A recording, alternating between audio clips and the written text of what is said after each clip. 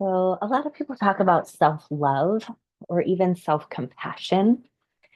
And for those of us who have a long-term experience of feeling really negatively towards ourselves, that can feel like super uncomfortable.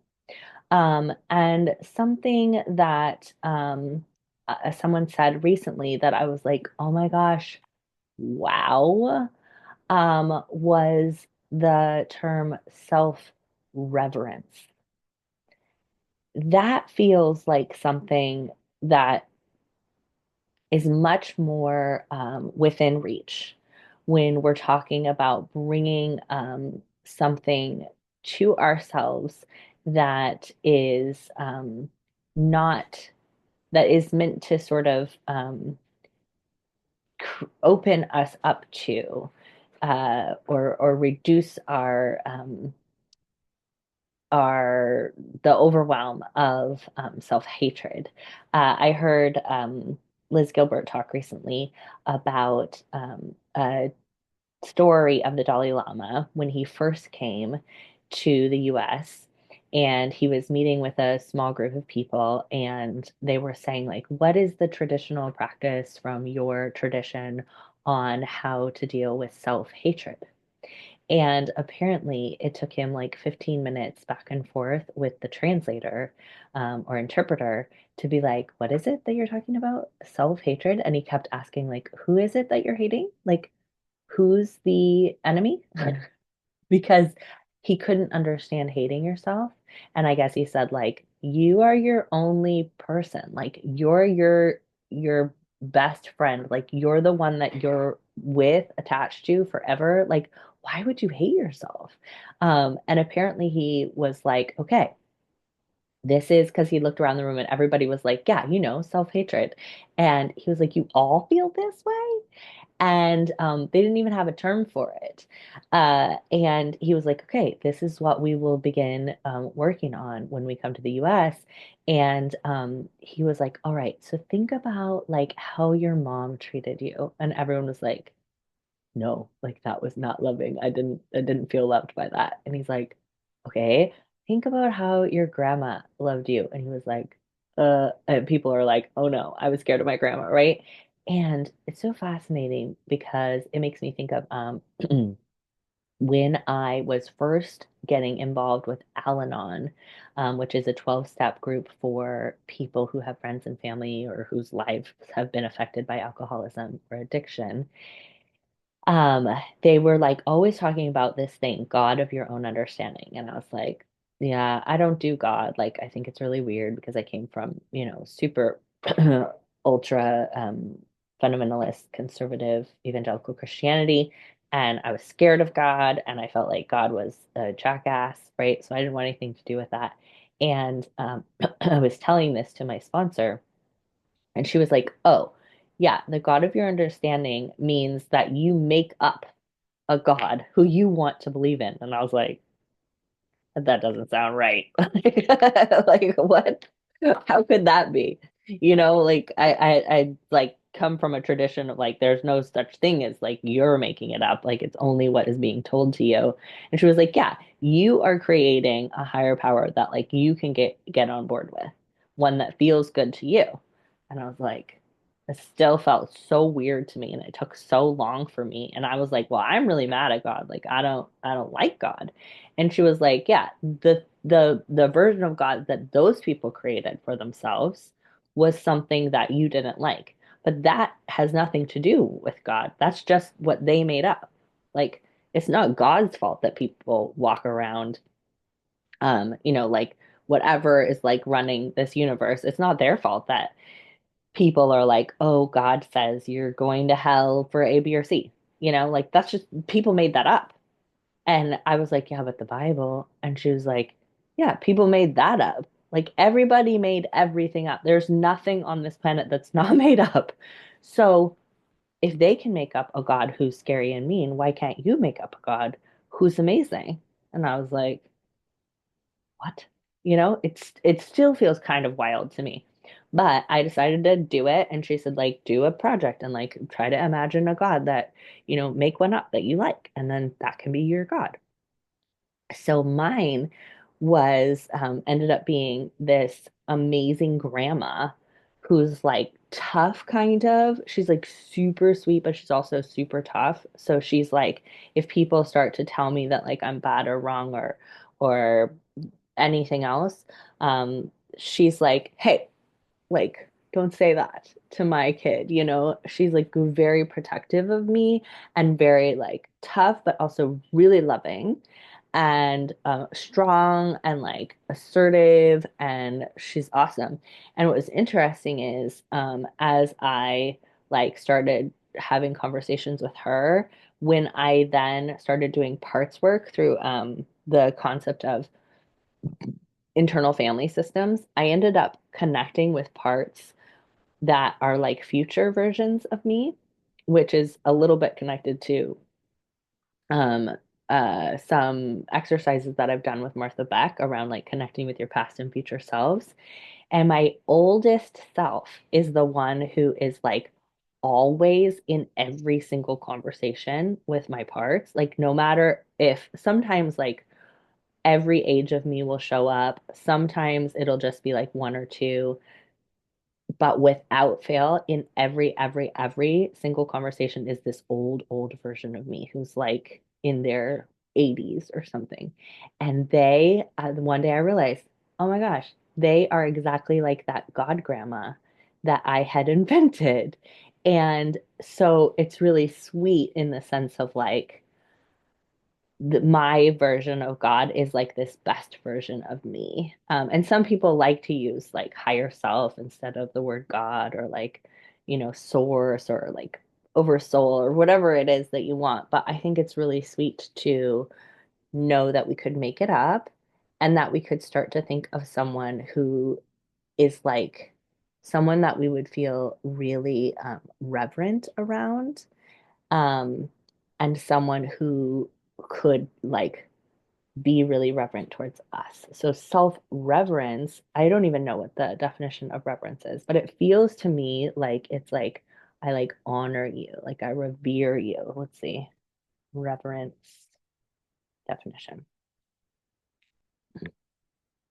Feeling or showing deep and solemn respect. Yes, respect. So deep, solemn respect.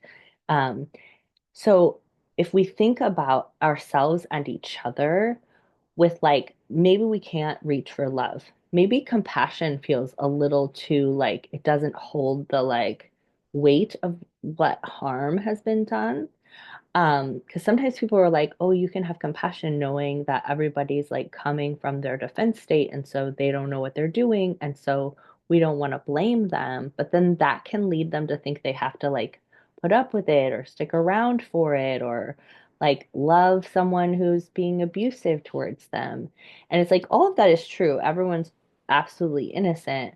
But when we have respect for something, then it doesn't have to mean that we like love it or like it, right? We just respect it. So, like, if a fire is burning down my house, I'm gonna have respect for it. Like, I'm not gonna go get in the middle of it and try to fight it, or like be like, well, I accept it and the fire is morally neutral, and so I'm just gonna stay here in this house. Like, no, we're gonna respect it and leave the house, right? Or like if someone is, um, you know, really high and not connected to what their actions are, and they're threatening me, like I'm gonna respect that and I'm going to remove myself, or, you know, get them to a place where they're safe and keep me safe, whatever version of that, you know, like if there's a alligator outside of my house, I'm gonna really respect it. I'm not gonna be like, oh, well, you're just a natural being and you don't mean to be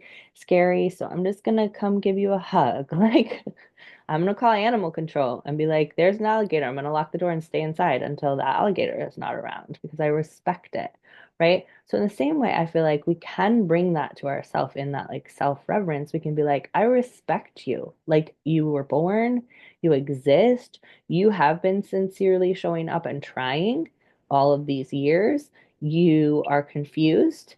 There's a lot of different messages, and none of them are like foolproof. None of them have been proven right or wrong. Like everybody says something different, but here you are, like showing up in the way that you can, and I respect that, right?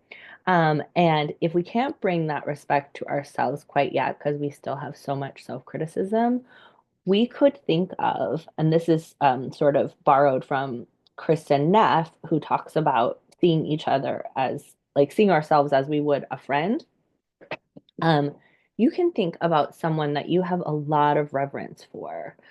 So, for example, like I mean, I think I'm a little unusual in that I have like deep reverence for every human, and every being.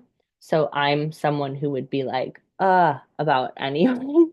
But think of someone that you would be like so, so respectful of. Like, I don't know, maybe it's, someone like the Dalai Lama, or maybe it's like some political leader that you look up to, or maybe it's some grandparent, or maybe it's a movie star or an author or someone who, if they came to your house, you would be like, oh my God, I want to do everything so nice to them.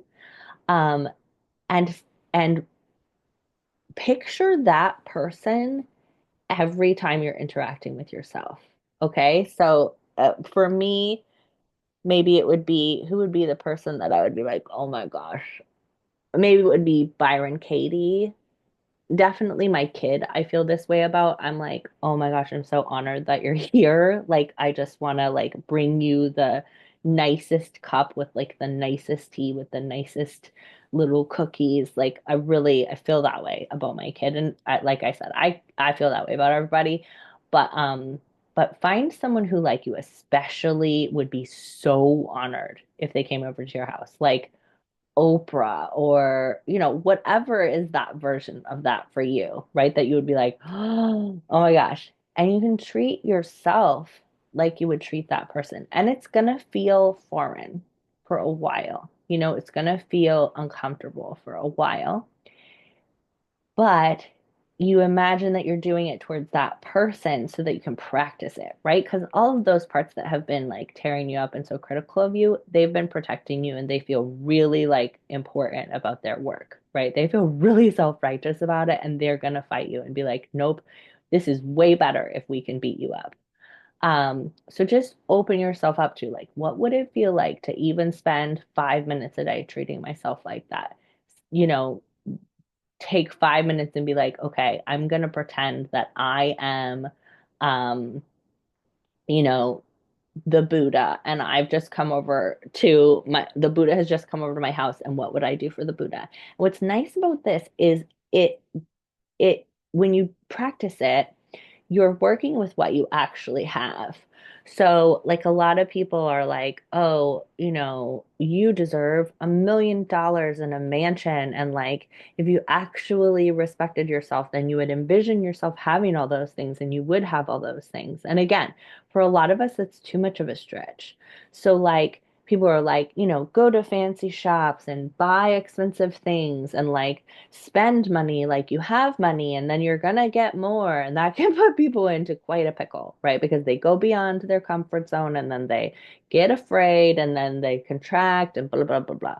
It's the same thing with treatment of ourselves. So if we're like, oh, you're the most important person on the planet, and I'm gonna, I don't know, spend this huge amount of money on you, then it can feel really uncomfortable. So work with what you have, like if the Buddha showed up on my doorstep right now, like I would have my current cups and my current tea and my current cookies, and I would serve those.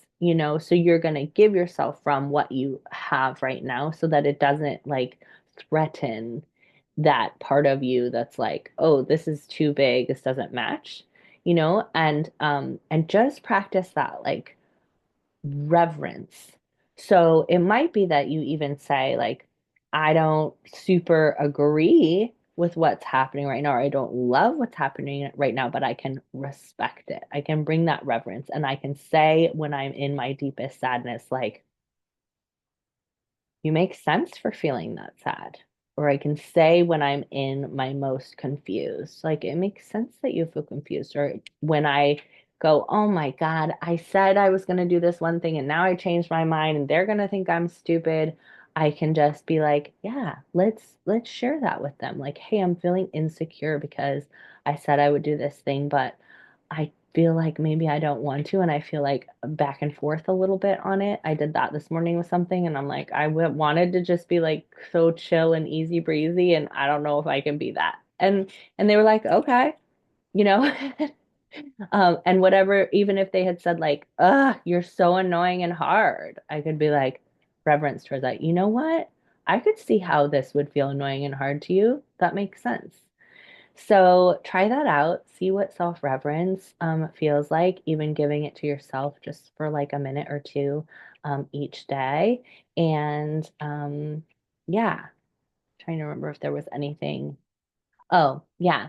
And in that uh, same podcast that I listened to with Liz Gilbert, she talks about her letters from love and that she writes them. It's kind of like unconditional love is speaking to her. And so this can also be a way of bringing that reverence. Like respect is not about, like, if I say I respect you, it's because I just respect you. It's not like I respect you if you do A, B, or C. I will respect you if you treat people the way I want you to treat them. I will respect you if you have money. I will respect you, da da da. Respect is like just being respectful means you just respect anything, right? Like you respect the right of things to exist. So when we bring that as like you are a created being and I respect and like have reverence for that, we can bring that unconditional love. And I love what in her first conversation with Love when she said like, "What would you have me know?"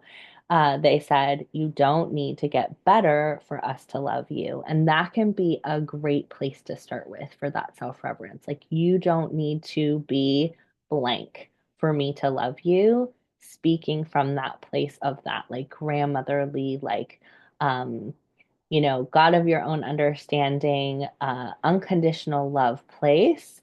Like, I don't need you to be richer or fancier or more successful or more aligned or more spiritual or whatever are the mores for you. You don't have to be better, whatever that is a placeholder for in your life, for me to love you. I have that reverence for you just because you are here. And this is a really beautiful part that in another one of her letters from Love that said, um, we were here when you got here. We'll be here with you when you leave. And I just think that's so beautiful and brings that reverence. Like it's not about what you do or say or look like or um, any of those things. It's just we have reverence for you because you're a part of this creation, this created reality. Okay, love you, love you.